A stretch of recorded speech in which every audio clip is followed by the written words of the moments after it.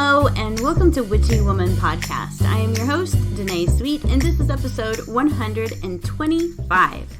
Today, we're going to talk about resources for your witchcraft practice. How to find sources and things online, as well as free books and other resources. But first, let's do a little smoke clearing.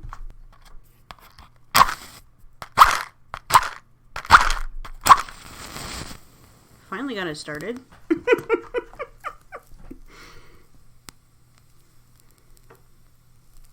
Using rosemary again.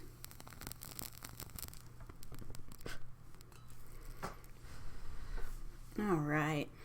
Just getting it in the air. It smells so good. It's become my ritual for podcasting now is to do all of this. So let's go ahead and get some cards read. Okay. Do a little shuffled in.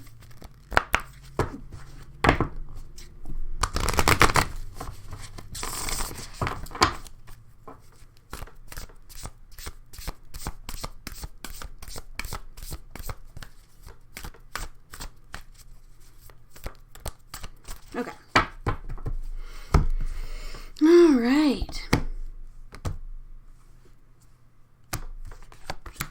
All right, so I got the answers card, and when I see this card, let me describe to you what it looks like. So it is this image of a man, an older man. He's got one blue eye and one not, kind of gray-white hair, holding his hands kind of near his heart chakra. Tons of birds around him, shitloads, and then a Nordic type protection symbol up in the top. So I feel like this is your ancestors. Doesn't have to be Norse, but I feel like this is your sign to ask for support and help and answers for things that you have questions for from your ancestors, your guides, whatever that is for you. But definitely I feel this has an ancestor vibe to it. If you have been struggling, maybe do some ancestor work. Talk to them. Okie doke. All right, so let's go ahead and get on with the episode, what I got going on.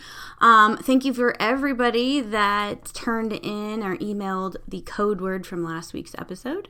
I will be doing a code word for this week's episode as well, so make sure you're listening and follow the instructions. This is a giveaway, or this is to enter a giveaway to win a deck from Danielle Dulski called the Sacred Hags Oracle Deck. I'm going to send that to you if you win. So let's talk about researching and learning and attaining knowledge in your witchcraft practice. As an older witch and public witchy creator, I get tons of messages, and there are lots of posts in my groups and other groups asking for help with witchcraft information, which is fine. I get needing help with an issue with a spell or seeing if anyone else has experienced XYZ, right? But I need to say it. Asking for information that could be looked up with a simple Google search is not doing yourself any favors. Some are going to cry gatekeeping for that statement, but frankly, I do not care. It's not what gatekeeping means, and if you can't understand that, then I guess I'm not the witch for you to follow. There's work involved in creating your witchcraft practice, and learning comes from finding resources that you like, creating your practice, right? It involves discernment of shitty info versus valuable info. Learning to spot the bullshit is something you gotta learn. Falling down rabbit holes and getting completely lost in your curiosity and research is something that's so fun, and it is part of developing your craft. And also, there's going to be dead ends and times that you do need to ask someone for help, and that's okay. If someone would have, hand-fed me information about witchcraft when I first started, I wouldn't have learned a damn thing. I would have absorbed their knowledge, and I'd have none of my own that I could call mine, right? I would have been missing being able to learn how to pick apart books and research and decide what I felt was something I wanted to include in my practice or not. Without the work I've put into my craft, my craft would be superficial, and I wouldn't be able to manifest even the smallest of things because of that. Right? So I guess if you stayed this far into the episode, yay! I truly want to help by doing this episode, and the reason I'm doing it is because, not just because of my own groups, but because across social media in general, I am seeing other creators getting bombarded with simple questions that could have been answered with Google, honestly. And we are not accessible all the time to everyone, and I've actually had people get really pissed off. Like on Instagram, if they message me and I don't get back to them about what they're asking, they get really mad. And I have an actual, like a mundane life too. And I'm trying to learn how to balance, being online versus, being in my own world here at home with my family. And it's very hard, and I struggle with it often, spending way too much time online and, giving others access to my energy like that. And so sometimes I don't answer right away, especially if it's a question like, hi, can you send me a spell to find my lost ring? Or, hi, can you send me a spell to get my boyfriend back? Like, no, I'm not going to send you those spells. Those are, you go find your spells. Go to Pinterest really, go somewhere, do some kind of research and find your own stuff. If it's something that's beyond a Google search, if it's something, different, yeah, I will answer. I may not get to it right away, but I will answer. But I feel like this has got to be said, and I'm going to get a shit ton of hate probably for this episode, but I got to say it. I've got to get this out, but I wanted to not just say it and bitch about it, but I wanted to show that there are resources out there that you can take advantage of as a witch and learn from these things that are online and readily available to you. I also need to say that experienced witches are not responsible to teach or share if they do not want to. I'm going to say that one more time. Experienced witches, or witches in general, are not responsible to teach or share if they don't want to. And that's a tough statement to digest for some, but it is the truth. Okay?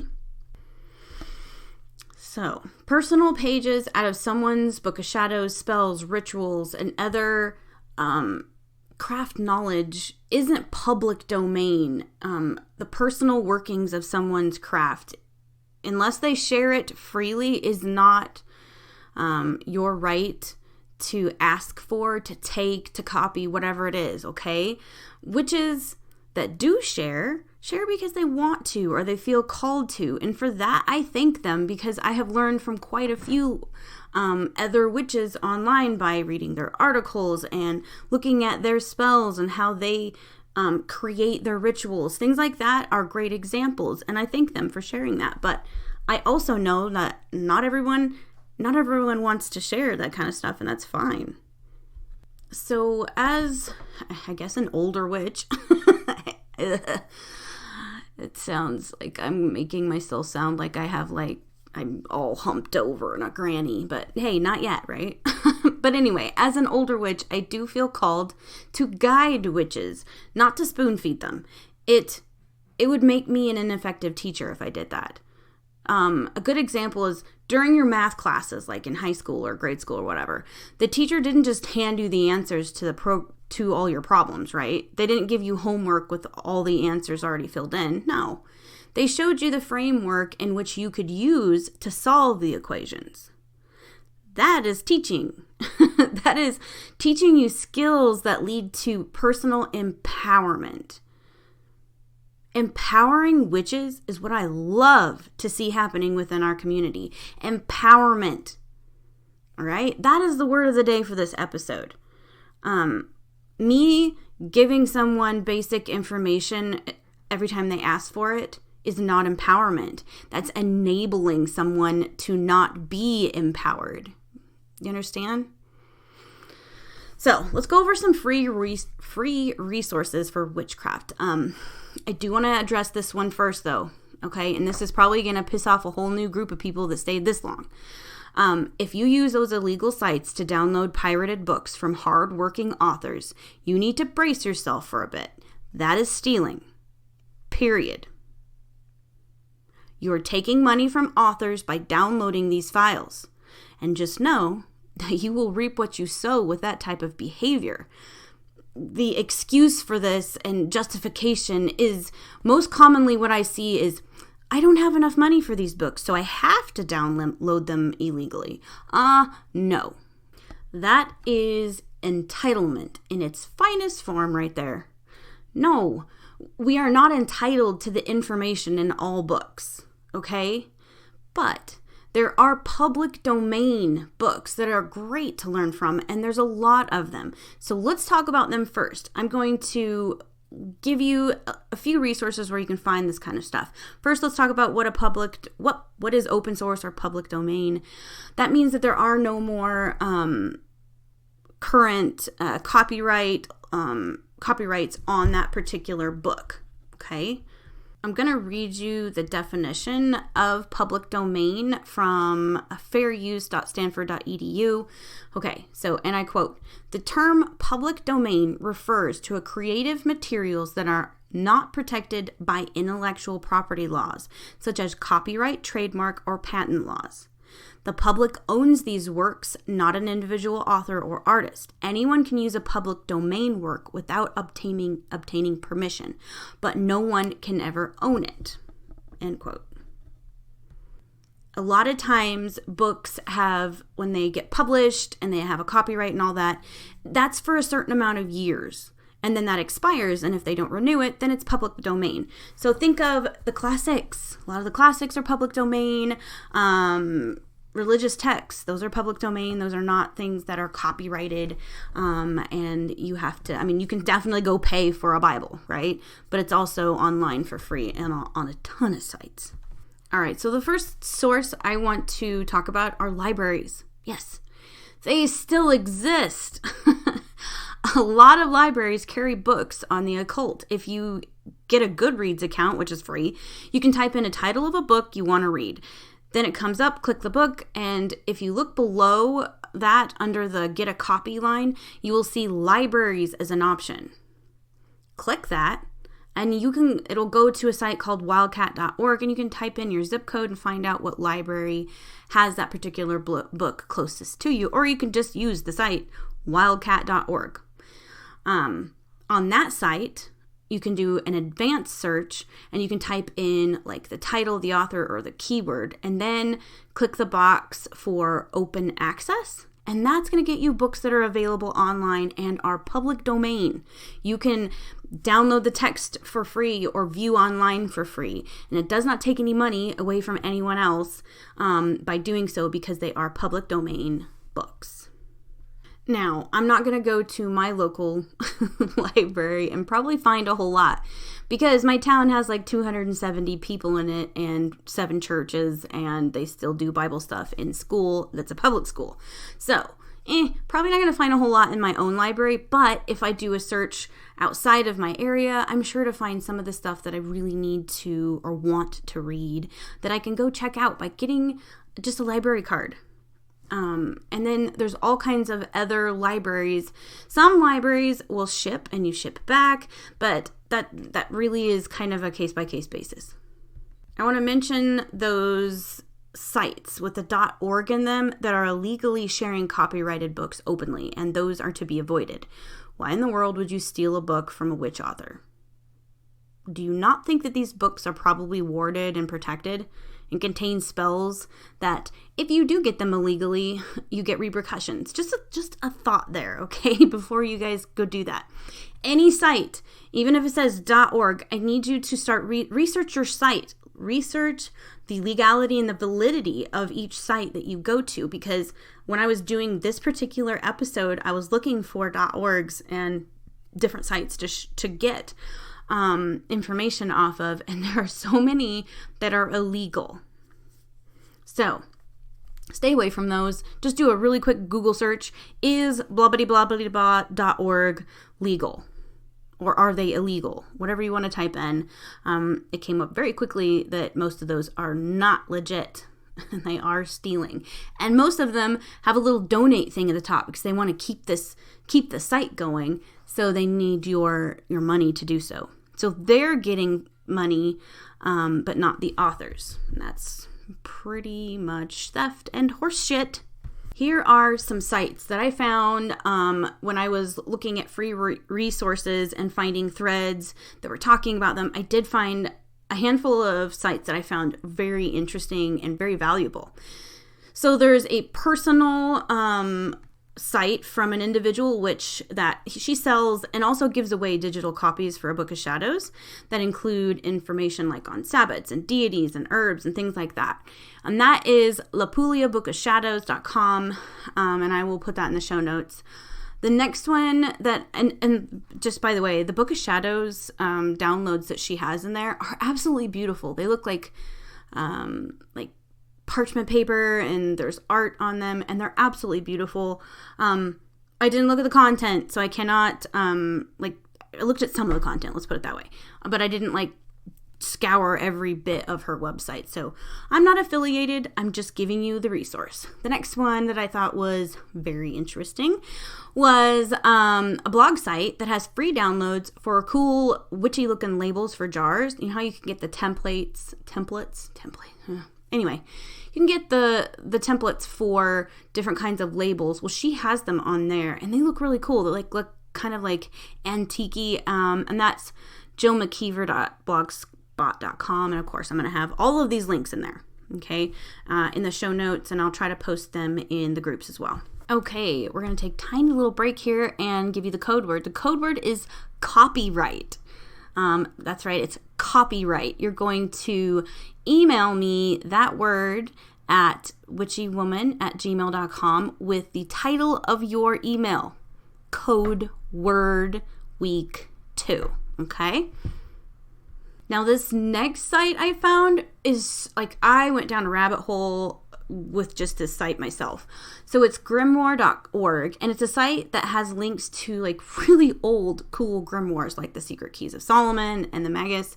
This site lists the books and the source where they are located. So that's where you can go and read these books, the public domain books. You can just click them, and it's chapter by chapter for some of them that are in links.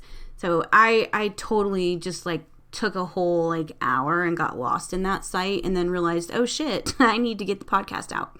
The next one that I really liked was sacred-texts.com, and that has all kinds of books from Nostradamus to the Vedas and the Bible and tons of stuff, and has really great site for research. There are others that I found that have tons of information. esotericarchives.com, hermetic.com, and always recommend pathos.com/pagan-tack-blogs. Sorry, somebody is messaging the shit out of my phone. It's just going meh, meh, meh. Hang on. Other places that you can look for free information is YouTube.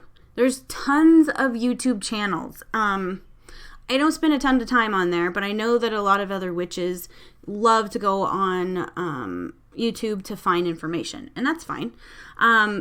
Just use your judgment and decide which creators resonate with you and your beliefs, and then your limitations. It's something that's very important, I feel, to know about your practice.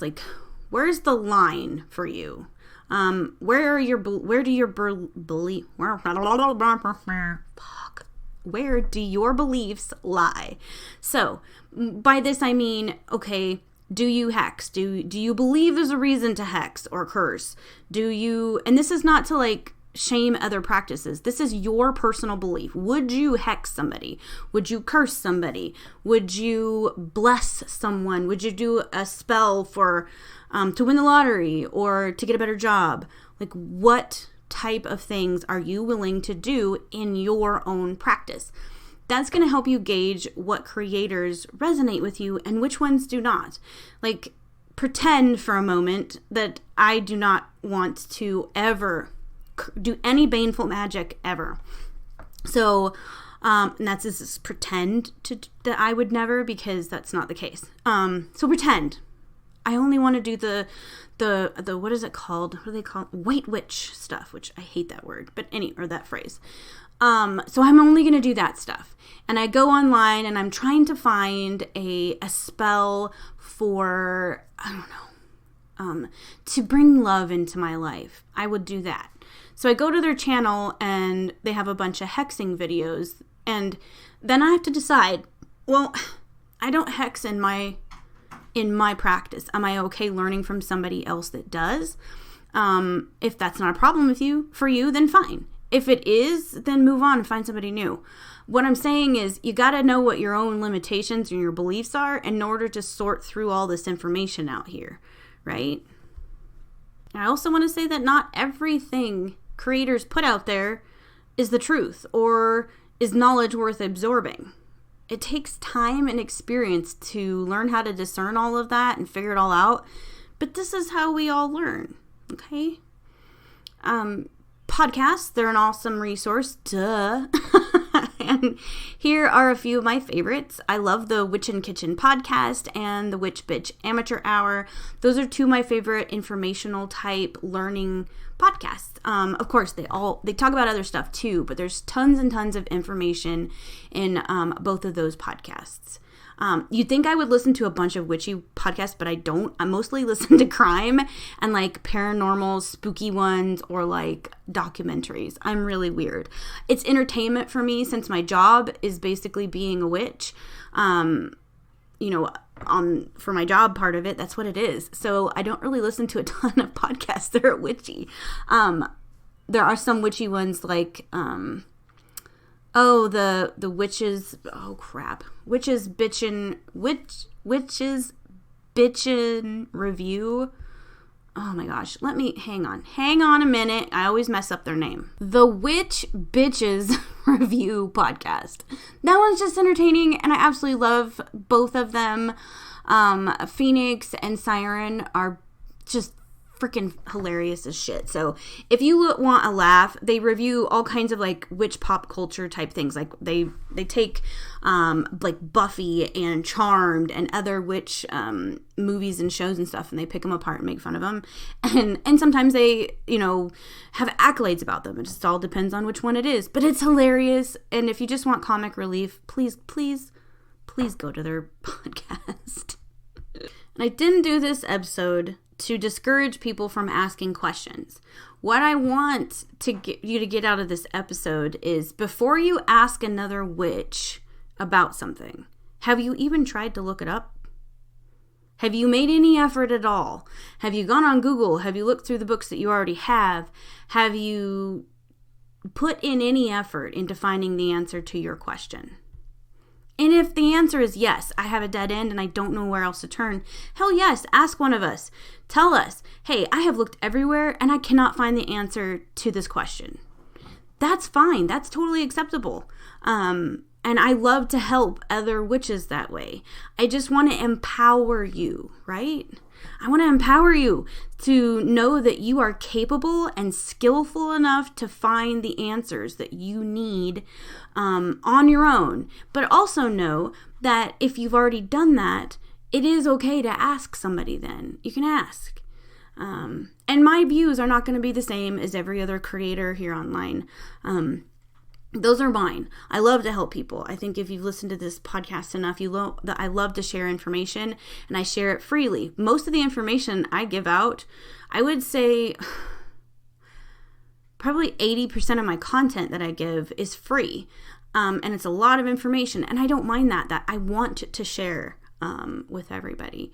But make sure, if you're gonna like email me or email anybody or message somebody that's a witch, make sure you've done your due diligence, right? I have zero issues answering questions if someone's hit a dead end or needs to ask about a similar experience. Like, I get a lot of these, and I 100% try to answer them all. I'll get somebody texting and saying, okay, I did this spell, and this thing happened afterwards. Oh my God, is everything okay? Or is this a bad thing or a good thing? That's okay. I don't mind that. Or deity stuff. as long as it's not basic information. If you know that I work with a particular deity and you text me and say, hey, have you ever had this happen while you're honoring said deity? I will totally answer that. That's fine. I guess before I go, I want to remind everybody that's in the coven that we have our witchcrafting Zoom on Sunday is all about wildcrafting or pillaging. And we also have July coming up, which is a quarter month. So that means all Citrine members, you get your 30-minute reading with me that next month. I have opened up my books for that. Only book for July, please. What else? Oh, DaNae Pena is doing a Reiki healing for members as well. I believe that's going to be in the Amethyst group. So make sure you are checking events in our coven group and making sure that you're hitting like the interested or going button so you get reminders. If you haven't joined the coven, go to witchywomanpodcast.com, click on join the coven. There's lots of information on my site. If you want to go through there, you can learn a little bit more about me and then also what I can offer you. And that is my sales pitch for the day, and I hate doing it. It just feels, but it's how I earn my living, so I need to stop feeling weird about it. I guess that's it. Commence the hate emails and messages that I'm going to get for this. I hope I don't get a lot, but I'm totally expecting to lose listeners over this whole thing. And again, I'm trying very hard not to be an asshole about this because I do like answering questions for people.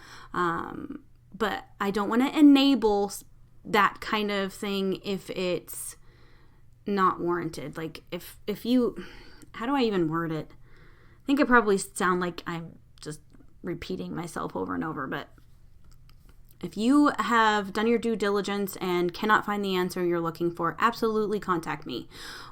I don't have any problem answering your question, but if you have not typed Google into your keyboard yet and typed in the question you have or the subject that you want to know more about before you talk to me, then I'm going to have an issue answering. I'm probably going to give you a source so that you can do your own research instead of answering your question. Because again, I want to empower you. I want to make sure that you are like, God damn, I'm a researching machine and I can find my own answers, but I also know that I have resources in other witches if I cannot find the answer on my own. Does that make sense? So I guess that's all I've got for this week. Until next time, stay witchy. Bye-bye.